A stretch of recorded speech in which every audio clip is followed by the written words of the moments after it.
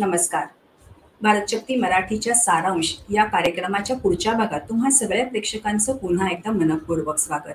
आजच्या भागामध्ये आपण जगातील सगळ्यात उंच युद्धभूमी म्हणून ओळख असणाऱ्या सियाचीनमध्ये आपले भारतीय सैनिक नेमके कसे राहतात याबद्दल माहिती घेणार आहोत.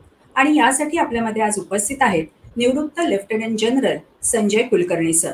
सरांची थोडक्यात ओळख करून द्यायची झाली तर परम विशिष्ट सेवा पदक, अतिविशिष्ट सेवा पदक, शौर्य चक्र, सेना पदक आणि विशिष्ट सेवा पदकाने सन्मानित असणारे सर 4 कुमाऊ रेजिमेंटमध्ये 1977 साली रुजू झाले. आपल्या 39 वर्षांच्या सेवा काळात सर 1983 मध्ये ऑपरेशन पोलर बियर आणि 1984 मध्ये ऑपरेशन मेघदूत या 2 महत्वाच्या कामगिऱ्यांमध्ये सहभागी झाले होते. त्यातील ऑपरेशन मेघदूत त्यांच्याच नेतृत्वाखाली पार पडले होते. अरुणाचल प्रदेशातील बंडखोरीच्या वेळी राष्ट्रीय रायफल्स बटालियनचं त्यांनी नेतृत्व केलं. अरुणाचल प्रदेशातील प्रत्यक्ष नियंत्रण रेषेजवळ इन्फंट्री बटालियन, इन्फंट्री ब्रिगेड आणि एका सैन्याचे त्यांनी नेतृत्व केले.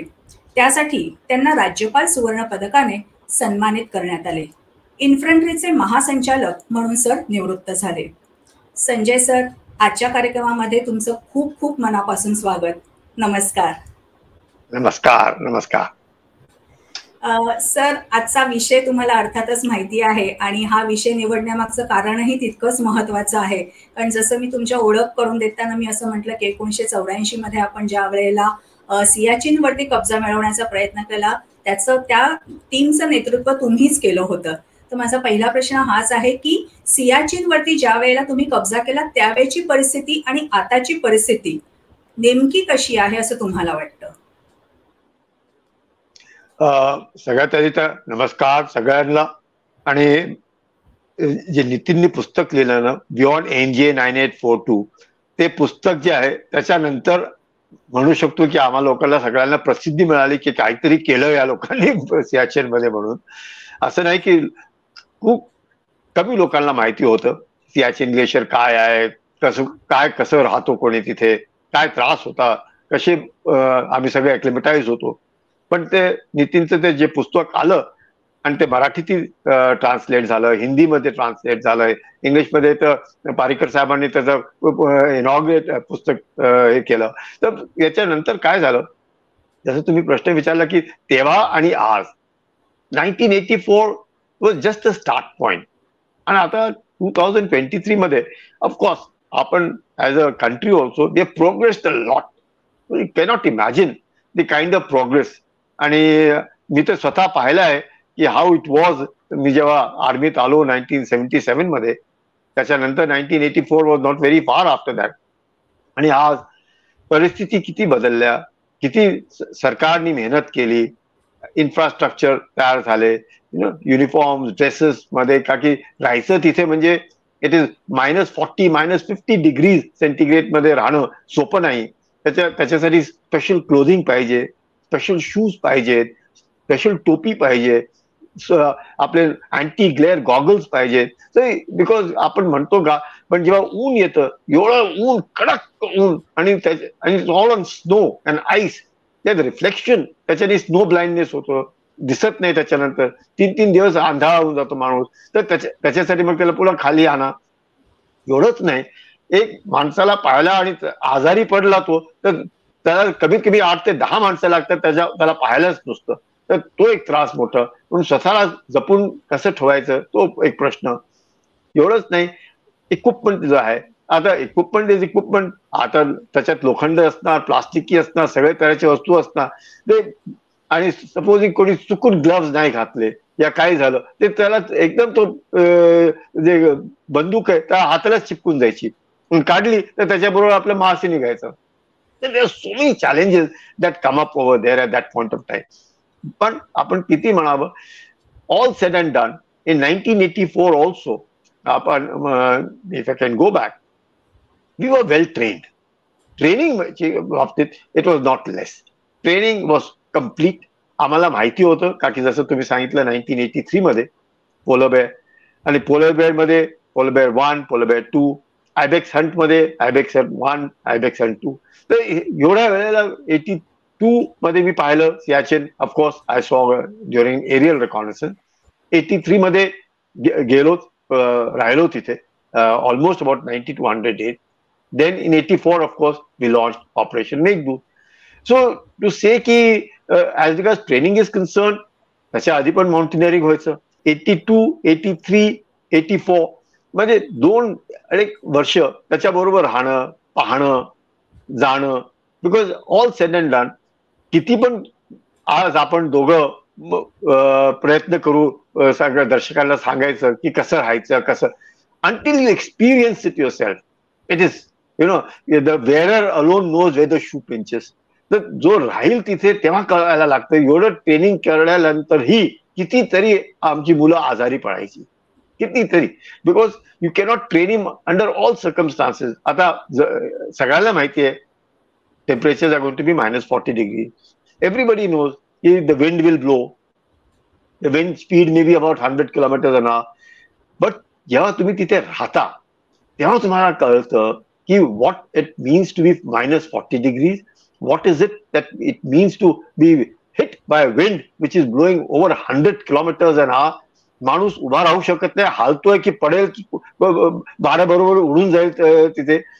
कम्प्लीट स्नोफॉल, स्नो ब्लाइंडनेस, उडते म्हणजे it is nothing but snow and ice all around you. Everybody is roped up. Roped up म्हणजे एका रोप मध्ये 3 ते 4 आम्ही बांधून आपल्याला ठेवायचं की कोणी गेला तरी कमीत कमी बाकी माणसं आहेत त्याला धरायला. Crevasses are there, avalanches are there, the unpredictable weather is there. या अशा मौसम मध्ये राहणे म्हणजे माणूस जेवायला पाहत नाही, त्याला झोप येत नाही, त्याला पाणी पिऊ शकत नाही, तर काही सांगता येत नाही, बोलता येत नाही, पाहता येत नाही. एवढा under these circumstances and you have to be with them. सगळ्यांना माहिती आहे, we have all train together. And there is nothing known as an officer, he's a boy or a soldier. Everybody is same because the weather is hitting everybody alike, and it is a kind of a situation in which you have to bear with it, live with it, and you have to continuously motivate yourself. कि भाई yes, मी करू शकतो, मी राहू शकतो, मला माहिती आहे. It is just a question of few hours or few days. This time will pass, a better time will come, and on top of this, just not the weather, it is the enemy. आणि पाकिस्तानी पण तिथेच आहेत. आता अशा मौसम मध्ये कधी कधी जेव्हा तुम्हाला 5 गज दिसत नाही आणि ते सपोज जवळ आले तुमच्या, त्याच्यानंतर जो त्रास होईल तो वेगळा. So it is weather and the enemy. So both of them are your enemies at a particular point of time. Sometimes the weather can be your friend, sometimes the enemy is actually an enemy जो की बेलाफॉनला occupy करायला पाहतो, या सियाला मध्ये यायला पाहतो, या ग्योंगला मध्ये. So he is always attempting की he is also trying to use the bad weather for his advantage. We are trying to ensure that we are not surprised in the bad weather. In good weather, we will ensure that the enemy doesn't approach us and is kept away. Even we fire at them or even just throw ice at them, also they will go back from there, because not easy to climb. Climbing 18,000 feet, 19,000 feet, 20,000 feet, सोपं नाही. It's very difficult because श्वास घेता येत नाही. The problem is श्वास. आणि वाटतं आपल्याला की आपण करू शकतो, इट बिकम व्हेरी डिफिकल्ट. म्हणून वी कीप टेलिंग देम. एक मी नितीनला सांगायचं, हाथ में सोटी, पेट में रोटी, चाल छोटी. म्हणजे बेस्ट वे टू सर्वाइव्ह. हळूहळू चालावं, जसा आपण श्वास घेतो तसंच आपले पाय पुढे ठेवावे, आणि कमीत कमी एक जेवण तरी पोटात राहावं. Because you should not be left to feeling hungry. मग एकदा ते भूक लागते म्हणजे मग काहीच होणार नाही. Mind doesn't work, your feet don't move, you feel very weak. As it is कोणी. आणि खायला all kinds of things are there. बदाम, किशमिश, squash, chocolates, you name anything. पुरणाची पोळी पाहिजे असेल, पुरणाची पोळी. You want to have upma, you have upma. You जे तुम्हाला पाहिजे ते सगळं आहे, पण खाता येत नाही, खायचं मन करत नाही. आता this is the problem, because altitude is that high. 18,000, 19, 20, 21,000 मध्ये आहे सगळं काही तुमच्या समोर, पण तो बदाम खाता येत नाही. शिरा आहे, शिरा खाता येत नाही. पूर्णाच्या पोळ्या बनवून ठेवलेल्या आहेत, त्या खाता येत नाही तुम्हाला. काही पण nothing. So you have to really be amongst each other. म्हणून त्यावेळेला आणि those days we were in tents.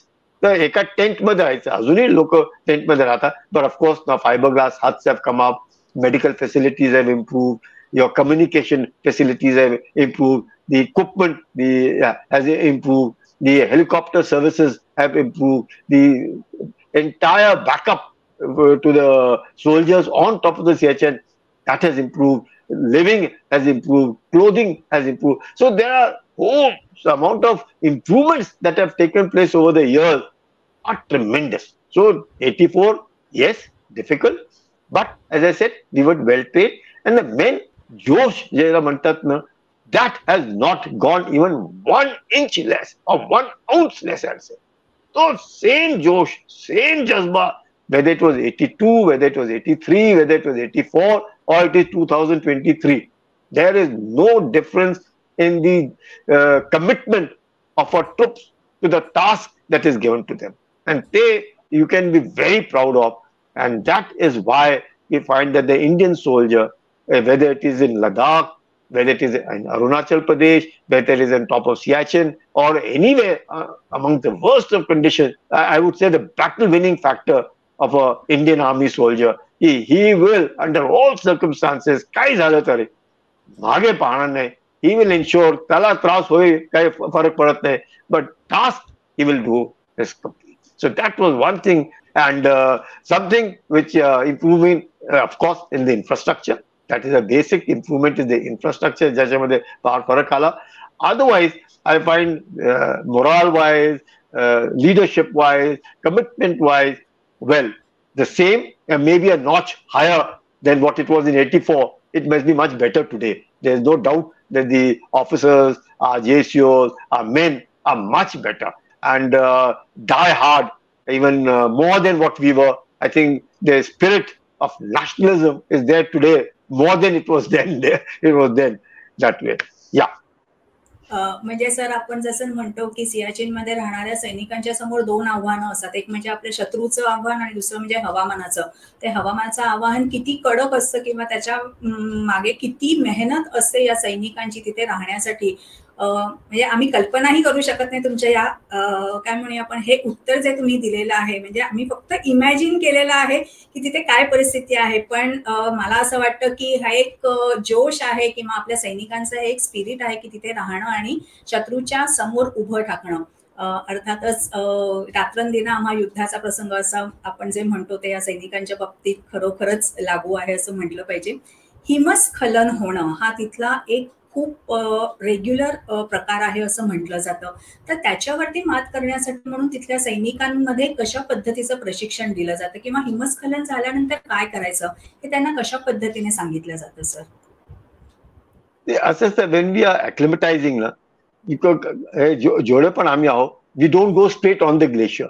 We are acclimatizing at 9,000 feet. We are acclimatizing at 13,000 feet. So 16,000 feet. So we all acclimatize. But it is snowfall, avalanches, crevices. याच्या बाबतीत कसं राहायचं, कसं training करायचं. Avalanches असतात तर there avalanche rescue drills are there. Even the dogs are also trained how to rescue a person from avalanche. Tent मध्ये आपण जेव्हा राहतो कसं टेंट धसून जायला नको. Obviously when there is snowfall, it snows very heavily. Sometimes it can just snow for about 3-4 days continuously. It is snowing, so it can be about 4 meters and 5 meters of snowfall. And those छोटासा एक तंबू, so we have to ensure की त्या तंबू मध्ये आपण धसल्या जायला नको म्हणून we have to continuously clear it. How to do sentry duty at the same time so that the enemy does not take advantage of the bad weather. So as much as we have been able to kill so many Pakistanis in bad weather, they are also continuously attempting to see की आम्ही यांना कसं मारायचं. So it is a question of survival. So we find that it is a continuous काय त्याला म्हणतात the training, whether it is snowfall, whether it is avalanches, whether it is crevices, that training is a must. And that training we are सगळ्यांनाच, everybody, nobody is sent on the glacier untrained. He cannot say की आम्हाला असंच पाठवत नाही. He will be trained very well. There's a proper battle training school where त्याला कसं काय what is he likely to encounter पुढे, कसं राहील, कसं वागायचं, कसं बोलायचं, कसं चालायचं, कोणाला त्रास झाला तर कसं सांगायचं, everything. And there is a buddy system. So there are buddies. Buddy असल्यामुळे काय असतं, दोघं असतात. तर मला काही त्रास झाला तर तो दुसऱ्या माणसाला माहिती आहे की याला त्रास होतोय, जेवत नाहीये, बोलत नाहीये, या त्याचं डोकं दुखत आहे, whatever, and that is immediately then reported to the doctor. तर the doctor, the nursing assistant, एवढे पोस्ट असणार, तर everybody is actually they are the gods. They are the ones who help you. Even if there's a medical aid box kept over there, नाव दिलेली आहे, या गोळ्यांची ही नाव आहे, may be on the telephone it tells you immediately की ही गोळी घे, हे असं कर, असं कर. So you find that everybody, आणि maximum that one generally stays on top is about 90 days. 90 दिवसासाठी आपण वर राहतो.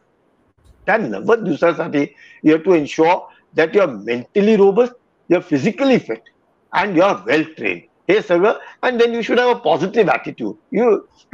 Nobody should feel, obviously, when you are going to go to such a bad place, but I would say one of the finest places, such a beautiful place, lovely features, peaks, mountains. Well, you cannot imagine की एवढी चांगली आणि सुंदर जागा पण असू शकते. That way it is so pretty, so beautiful. But then you have to have that inner self motivation स्वतःमध्ये की येस, मला इथे राहायचंय, मला आपले 90 दिवसासाठी इथे मला पाठवलेलं आहे, मी 90 दिवस नाही, supposing just bad grace, bad weather, whatever, even if I have to spend 100 days, a little more than 100 days, no problem, I will stay, I can do it. Now that feeling has to be there in everybody, and for that I compliment our Indian troops, first class. म्हणजे त्याला काही होत असेल तरी तो सांगणार नाही तुम्हाला की मला त्रास होतोय का, मला पाठवून देतील परत. आणि मग माझे मित्र मंडळी मला म्हणतील, अरे अरे वापस चला गया तू, क्या हो गया, डर गया. So he is also scared of his reputation, that he should not be, made a ridicule by his own friends and colleagues. So everybody attempts to, but then we keep telling them that don't be a Gama in the land of Lama. त्रास होत असेल सांगावं, हे समजायचं नाही की मी चांगला तगडा होतो, लोक काय म्हणतील, जर बीपीटी मध्ये नंबर 1 असायचा, आज वर आलो आणि लगेच 4 दिवसातच मला मागे जायला लागतंय, मला तर श्वास घेतंय, काही नाही. It can happen to anybody. It can happen to anybody at any time. So what? He'll come back again when he's feeling. So that feeling has to be, that inspiration, that motivation has to be given to everybody, and everybody must be, aware कि कोई बात नहीं, अगर इस बार हो गया तो अगली बार जाऊंगा. But he definitely wants to come again. This is an acid test of a soldier. Everybody wants to spend at least about 90 days on top of the glacier. Not for anything. Retirement नंतर तो आता मी तुमच्याशी बोलू शकतो. So everybody wants to have that feeling of pride कि मैं रह करके आया, मैं उधर रहा, मेरे साथ अच्छे रहा, बहुत अच्छे टाइम कटा, मेरा इसने मदद किया, मैंने उसका मदद. So you have good memories of some of the worst time otherwise you would have had bad weather. 4-5 दिवस आपण दिसलं नाही, continuously hitting you at 100-110 kilometers an hour. The speed of the wind, you can say like a blizzard, absolute snow blizzard. ज्याला म्हणतात, काहीच दिसत नाही, खाता येत नाही, पिता येत नाही, काहीच करता येत नाही. It is very difficult. And in that you have survived and enjoyed, joked around each other. So it's a very good feeling. So everyone is trained, whether it is for snowfall, whether it is for avalanches, whether it is getting stuck in a crevice, anything. मी ते हेलिकॉप्टरचं पूर्ण helicopter क्रेव्हिस मध्ये जाताना पाहिलेलं आहे. So you can well imagine की कोणाला वाटणार नाही एवढी मोठं helicopter it is flying and it is totally sucked into a crevasse की त्याच्यानंतर तुम्हाला दिसणारच नाही तो हेलिकॉप्टर गेला कुठे. And then we have to take so much of time to extricate those pilots who are there with the helicopter inside. So we've seen all these kind of things happening over there, but all said and done, hats off to our troops to witness and weather and don't even bother की काय होतंय. पाहतील तुम्ही भेटाल त्यांना हसतच राहतील आणि त्यांना काय परवा नाही कशाची, because they know they been taken care of. That is the best part.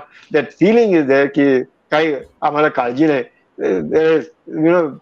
Nobody is looking back. सगळं आपल्या कामाचं पाहतायत.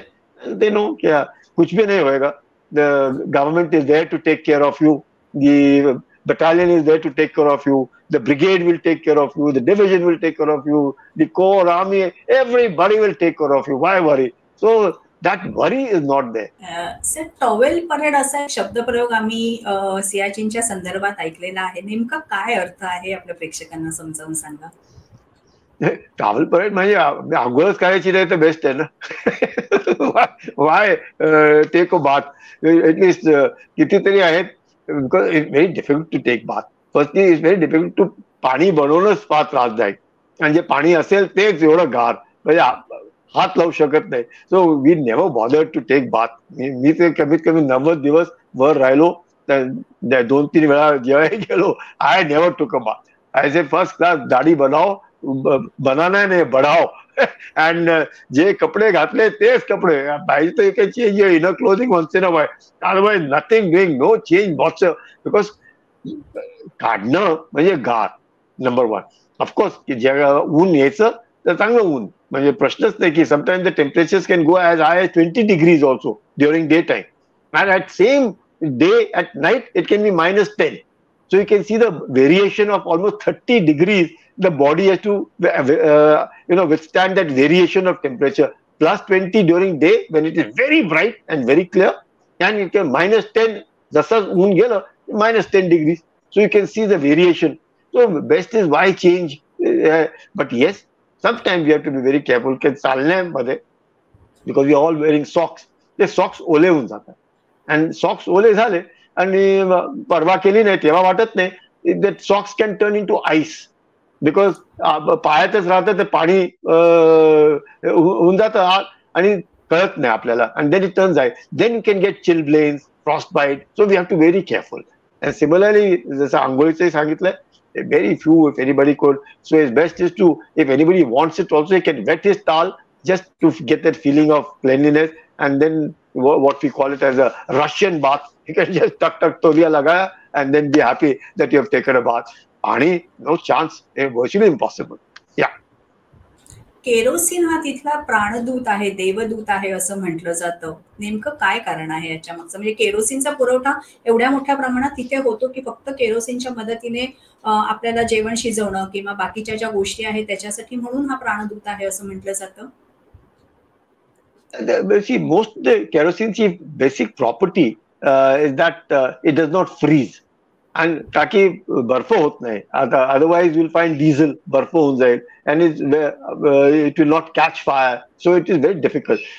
Kerosene and कुठलं केरोसिन ATF ज्याला म्हणतात, एव्हिएशन टर्बाइन फ्युअल, म्हणजे ज्याच्याने हेलिकॉप्टर्स फ्लाय करतात, एअरक्राफ्ट फ्लाय करतात. It is that kerosene which is the best kerosene.